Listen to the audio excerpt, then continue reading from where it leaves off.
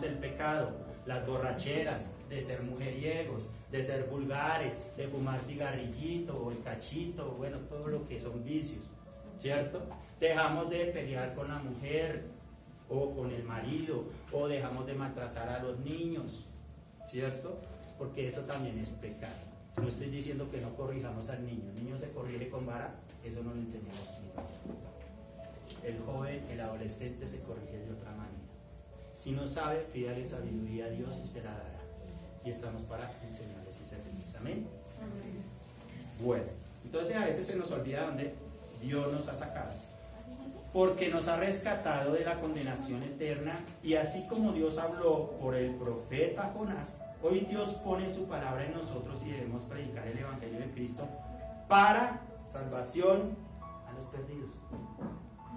Hoy también debemos de predicar el Evangelio. Amén. Ojalá más con nuestro testimonio que con nuestras palabras. Amén. Ojalá Dios nos ayude a ser esa sal para la tierra, para el mundo entero.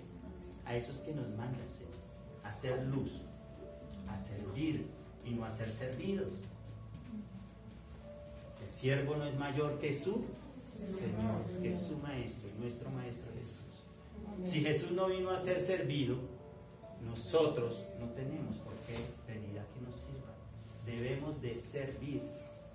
¿Servir qué es, hermanos? Lo que hizo Cristo.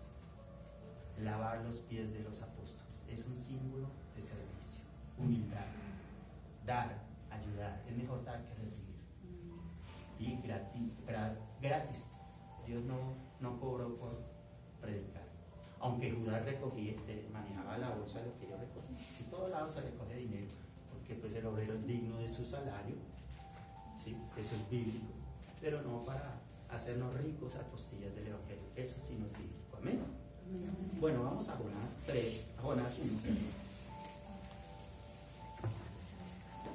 Jonás era Galileo. Jonás, el nombre Jonás quiere decir paloma. Y paloma quiere decir mensajero de Dios. Eso quiere decir Jonás. Paloma, mensajero de Dios. Amén. ¿Ya lo tienen ahí, mis amados? Jonás 1, y vamos a empezar leyendo el 1 al 3. Leemos la palabra en el nombre del Padre, del Hijo, y bajo la dirección del Espíritu Santo. Amén. Vino palabra de Jehová a Jonás, hijo de Amitai, diciendo: levántate y ve a Nínive, aquella gran ciudad, y pregona contra ella, porque ha subido su maldad delante de mí. Y Jonás se levantó para huir de la presencia de Jehová a Tarsis, y descendió a Jope, y halló una nave que partía para Tarsis, y pagando su pasaje entró en ella para irse con ellos a Tarsis, lejos de la presencia de Dios. Vemos aquí que Dios le da una orden a Jonás. Le dice: ve y predícales el Evangelio, ¿cierto? Les dice aquí. Dice: hijo de Amitai, diciendo: levántate. El 2 dice: levántate y ve a Nínive, aquella gran ciudad, y pregona contra ella, porque ha subido su maldad delante de mí.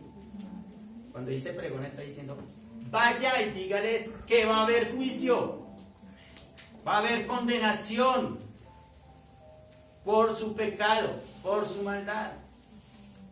Pero Jonás no quería que ellos fueran salvos, ¿cierto? Pasa lo que pasa hoy en día aquí en la sociedad, en el mundo entero. Nos creemos únicos porque pertenecemos a una religión o denominación, y no queremos que los demás sean salvos porque es que yo soy judío, ¿cierto? Eso pasaba con los judíos. Ellos no querían que los samaritanos fueran salvos, ni que los gentiles como ustedes y yo, o yo y ustedes, fuéramos salvos. Hay egoísmo en el corazón, pero Dios no es egoísta. Dios no es egoísta. Entonces Dios manda a Jonás a que vaya a Nínive, que queda en la ciudad de Mosul. Eso queda en Irak. Queda más o menos a unos 1000 kilómetros desde Samaria. Recordemos que Samaria y Galilea cuando la frontera que pasó Jesús. ¿Sí se acuerdan? Algunos, cuando yo di una enseñanza sobre los 10 leprosos, que Dios pasaba por una frontera entre Galilea y Samaria, quedaba cerquita, ¿cierto? Digamos como Venezuela y Colombia, algo así, una frontera así. Y Jesús pasaba por allí. Y habían 10 leprosos y uno solo fue sano, porque creyó en Jesús. Y uno solo se devolvió y fue salvo. ¿Sí se acuerdan? No fueron los 10. No me perdí. Fueron sanos los 10, pero salvo fue uno. Claro. Uno solo se devolvió y era samaritano, que eran odiados por los judíos. ¿Sí? Claro, ¿no? Eran 10, fueron sanos, pero uno solo Dios fue salvo. Y Jesús se maravilló. Dijo, hola, ¿solo este extranjero ha venido a dar gracias a Dios? ¿Sí? Y le dijo, tu fe te ha salvado. Él se postró y adoró en ese lugar, ¿cierto? Oiga, ojalá aprendamos nosotros a hacer lo mismo. Pero a veces nosotros nos creemos más que los demás. Y a veces las personas de afuera creen más en Dios que a veces nosotros mismos, ¿cierto? Créanme, muchachos. Y lo he visto. Y lo testifico. Hay gente de afuera que les gusta hasta mandar dinero a las iglesias cristianas, pero lamentablemente lo hacen por interés. Porque saben que cuando uno bendice la obra de Dios, es bendecido. Porque Dios honra a los que le honran. Así, pero bueno, Dios nos ayude. Entonces Nínive queda en Sur, eso queda en Irak, queda más o menos unos 1000 kilómetros desde Samaria, o sea, ahí cerca de Galilea. Tenía que pasar por Bagdad, de 4 a 6 meses para llevar una razón a los enemigos. Pero llegó a Jopis, y cogió una nave para irse hasta Tarsis, ¿cierto? Y Tarsis queda en España. O sea, quería alejarse de la presencia de Dios. ¿Pero ustedes creen que nos podemos alejar de la presencia de Dios? La palabra de Dios dice que Él tiene su mirada sobre los buenos y sobre los malos. Y que Él bendice, hace llover sobre buenos y malos. ¿Cierto? Dios conoce nuestros corazones. Y Jonás creía que se iba a burlar de el Señor, pero mentiras. Jonás fue un profeta en el reino del norte de Israel. ¿Sí sabían que él era un profeta? ¿No? Pues sepan. Y les voy a enseñar. Entonces él era un profeta en el reino del norte de Israel durante el reinado de Jeroboam II. Vamos a Segunda de Reyes 14, 23 al 25. Segunda de Reyes 14, 23 al 25. Dice: el año 15 de Amasías, hijo de Joás, rey de Judá, comenzó a reinar Jeroboam, hijo de Joás, sobre Israel en Samaria, y reinó 41 años, e hizo lo malo ante los ojos de Jehová, y no se apartó de todos los pecados de Jeroboam, hijo de Nabat, el que hizo pecar a Israel. Y el 25, él restauró los límites de Israel desde la entrada de Amad hasta el mar de Araba, conforme a la palabra de Jehová, Dios de Israel, la cual él había hablado por su siervo Jonás, hijo de Amitai, profeta, que fue de Gad-Hefer. Amén y amén. Aquí confirmamos de que esa nación era una nación mala, ¿cierto? Este Jeroboam, este rey. Pero Dios envió a Jonás a profetizar allá. Él ya había hablado, Dios había hablado por medio de Jonás, como lo estaba enviando nuevamente a hablarle a Nínive. A Nínive, que Nínive queda en Mosul, en Irak. ¿Sí? Ellos eran, eso es Asiria. ¿Sí? Asiria tomó a Israel y a Judá también. O sea, ellos eran un imperio muy grande y faltaba Israel y Judá por ser conquistadas, pero también las conquistaron. ¿Sí? Hay que estudiar la Biblia, mirar el contexto histórico, el contexto cultural para entender mucho la palabra de Dios, porque hoy en día se toman un versículo de la Biblia y hacen un gran sermón y se salen mucho de las escrituras. Entonces por eso es bueno escudriñar las escrituras. La palabra de Dios dice que escudriñemos las escrituras, que mi pueblo se perdió por falta de conocimiento. Entonces la gente va de aquí para allá, como decía mi hermanita hace unos días, ¿cierto, mi hermana? Decía, pero es que unos pastores o unos líderes religiosos dicen una cosa y otra, no saben ni para dónde ir. Pero ¿sabe por qué es eso, hermano? Porque no estudiamos las escrituras.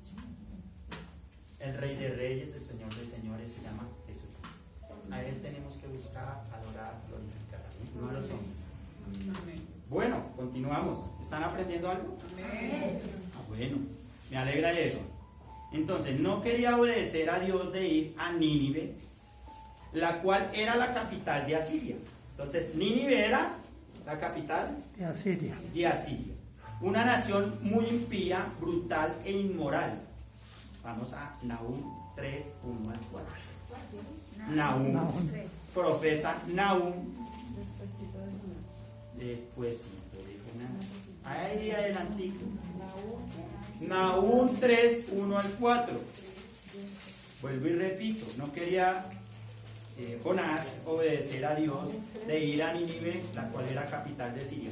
Era esa Nínive o Asiria, era una nación muy impía, brutal e inmoral. Y aquí lo vamos a ver en Nahum 3. Ay de ti, vamos a leerlo hasta el 4, del 1 al 4. Ay de ti, ciudad sanguinaria, o sea, asesinos, toda llena de mentira y de rapiña, sin apartarte del pillaje. O sea, eran unos pillos, bandidos, tramposos, asesinos. Dice, chasquido de látigo y fragor de ruedas, caballo atropellador y carro que salta. O sea, eran malos, malísimos, podríamos decirlo. Jinete enhiesto y resplandor de espada, y resplandor de lanza, y multitud de muertos, y multitud de cadáveres, cadáveres sin fin, y en sus cadáveres tropezarán, a causa de la multitud de las fornicaciones de la ramera de hermosa gracia, maestra en hechizos, que seduce a las naciones con sus fornicaciones y a los pueblos con sus hechizos. Entonces vemos que esta nación asiria, malos, ¿cierto? ¿Sí vemos, mis hermanos? Y el Señor envió a Jonás a que les predicara, porque no quería destruirlos, no quería condenarlos, pero lamentablemente Jonás no quería obedecer a Dios. Amén. Quiero que veamos, voy a leerles el estudio. Es un pequeño estudio aquí, no está en la Biblia, o sea, está en la Biblia la palabra que les acabé de dar, pero ahora lo que dice el estudio, dice, ciudad sanguinaria. A Nínive se le llama sanguinaria porque había asesinado con crueldad a los enemigos conquistados. O sea, algo así como lo que pasa aquí en Colombia a veces, que aserran a los enemigos, los ponen y los parten en pedacitos, los torturan, les meten agujas, les quitan los deditos. Eso es ser sanguinario. Tenemos que predicar el evangelio. Hay mucha gente mala, ¿cierto? En esta humanidad, ¿cierto? Yo creo que por eso el título de la palabra es predica la palabra. ¿Amén? Dice así: el pecado nunca existe de manera aislada. Los asirios no solo eran brutalmente crueles, sino que también eran inmorales en extremo. Había mucha inmoralidad, mucho pecado. Externamente Nínive parecía atractiva, pero internamente estaba lleno de prostitución ritual. Eso pasa como lo que pasa en las grandes ciudades. Las ciudades se ven muy atractivas. Nos vamos, un ejemplo para Bogotá, Colombia, ¿cierto? La capital de Colombia, ¿cierto? Bogotá. Pero ¿qué hay en Bogotá? Y más hoy en día que estamos en los últimos tiempos. Y a lo bueno le llaman malo y a lo malo le llaman bueno. Las leyes están torcidas. ¿A favor de quiénes? De los malos, de los delincuentes. Si usted coge un ladrón y le pega, puede ir a la cárcel. Y eso lo dice la ley. ¿Sí, mis hermanos? Y tenemos que predicar porque eso no está bien delante de Dios. Hay de aquellos jueces torcidos, jueces falsos, abogados mentirosos, reyes torcidos, reyes impíos como este hombre, ¿cierto? El rey de Asiria. Entonces dice así: inmoralidad degradante y actividad sensual. También se entregó la ciudad a la hechicería. Aquí también hay mucha hechicería. En Venezuela en especial. ¿Cierto, mi hermana? Venezuela, ¡wow! Brujos por doquier. Negro Felipe, Reina Lionza y un poco nombre. Son demonios. Eso no es de Dios, mis hermanos. Ojo, ojo, ojo. Si algún día fueron a esos lugares, yo fui. Tuve que pedirle perdón. Por ignorancia, como usa la Biblia. Eso pasa cuando uno va a una denominación que no predican a Cristo, sino predican cosas que nada que ver con predicar el Evangelio. No hay conversión en los corazones en las vidas. ¿Sabe qué hay? Mercadería del Evangelio. ¿Sí? Hay muchas formas de predicar el Evangelio mal. Hay muchas formas de sacarle dinero por medio del Evangelio a la gente. ¿Sí? Pero como no estudiamos, mi pueblo se perdió por falta de conocimiento. Entonces, se entregó la ciudad a la hechicería, a la magia negra y al espiritismo. Los demonios y los espíritus malignos dominaban la vida del pueblo. Es evidente la relación entre esos dos elementos. Los que se entregan al pecado y a la inmoralidad ponen su vida en peligro de ser dominada por espíritus demoníacos. Muchas gracias. Entonces vemos que Asiria, o sea, Nínive, era una ciudad muy, pero muy mala, ¿cierto? Inmoral, brujos, hechicería. Los esposos, yo me imagino, tenían como allá en Venezuela, ¿no, hermana? 2, 3 mujeres, unos regados por un lado, por otro. Todo eso, claro, hermano. ¿Sí? ¿Verdad? Eso no es mentira. Tenemos que hablar. Ahora, yo no estoy hablando a nadie. Yo estoy predicando el Evangelio, hermano. ¿Sí? Eso no está bien. Aquí estamos para cambiar. Aquí estamos para exhortar en el pecado. Aquí para eso estamos los predicadores. Los predicadores no estamos para hacernos ricos a costillas del Evangelio. Claro que Dios nos bendice, eso sí estoy seguro. Mire, yo llevo un año y como unos 4 o 6 meses sin trabajar en mi trabajo. Ganaba un sueldo más o menos bueno para ser aquí en Colombia, ganarse unos 2.700.000 pesos. Es más o menos, por lo menos se sostiene uno y puede salir adelante. Y créanme, hermanos, que hasta el día de hoy, bendito sea Dios, no hemos sacado un peso del Evangelio para decir no va a tomar un tinto. No, al contrario, lo que llega aquí de las ofrendas y los diezmos damos un tinto, un cafecito, un almuerzo. Ayudamos a un hermano. Eso es lo que hay que hacer, hermanos. Y yo no estoy diciendo con eso, hoy me lo reitero, de que el obrero no sea digno de su salario. No estoy en contra de que al pastor o al sacerdote se le pague un salario. No, eso es bíblico, el obrero es digno de su salario. Pero debemos de hacerlo con santidad, con rectitud, con integridad, con honestidad, mis hermanos. Porque aquí lo que importa es que hayan vidas transformadas. Aquí estamos ayudando a construir un mundo mejor. ¿Amén? Bueno, proseguimos. Impío, que no tiene compasión o piedad.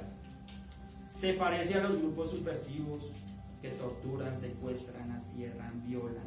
Hay aberración y maldad en todas las áreas. Por lo menos en los grupos subversivos aquí en Colombia. Pero eso no es solamente aquí en Colombia, eso es casi en todo el mundo. La maldad que hay es grande. cada día es peor, porque estamos en los últimos tiempos. Hermanos, estamos en los últimos tiempos. Cristo viene pronto. Y aquel que no le ha recibido en su corazón, sí, vio en San Juan 3:16 al 18. El que no ha recibido a Cristo en su corazón será condenado. Es por medio de Cristo la salvación, no es por medio de un pastor o de una religión o del Papa o de no, hermanos. No. Yo quiero, ¿por qué les aclaro yo esto, hermanos? Porque yo quiero transparencia. Yo quiero que aquí se predique la palabra con integridad como Dios quiere que lo hagamos. Amén. Ahí en Jonás 2:10 sucede algo.